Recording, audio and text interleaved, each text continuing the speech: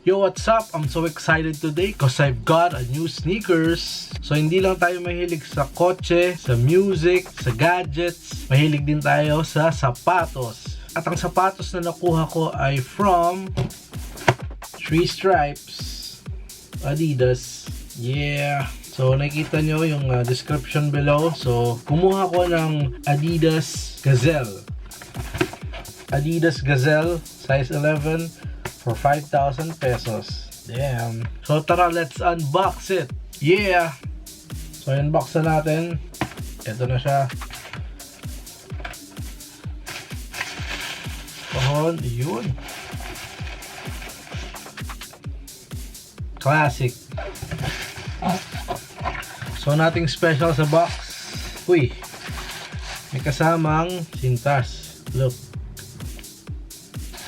So basically, si Gazelle is an old school shoe. So originally released in 1966. So pinangalan daw tong Gazelle kay Wilma Rudolph, na kung tawagin ay Black Gazelle kasi nanalo siya ng 3 gold sa Olympics. So dati, yung Gazelle, saka yung Adidas, dito nakalagay Adidas and Gazelle. So merong dalawang kulay ang nilabas yung Adidas, isang red tsaka isang blue. Yung red pang outdoor, blue is for indoor. So marami nang lumabas na version nitong Adidas Gazelle every year or every parang decade para ina-update ng Adidas yung Gazelle. So maraming lumabas tulad ng Adidas Gazelle Stitch and Turn, Adidas Gazelle Crafted, Adidas Gazelle Foundation, Adidas Gazelle Prime Knit, etc. So itong sapatos na to is made of suede.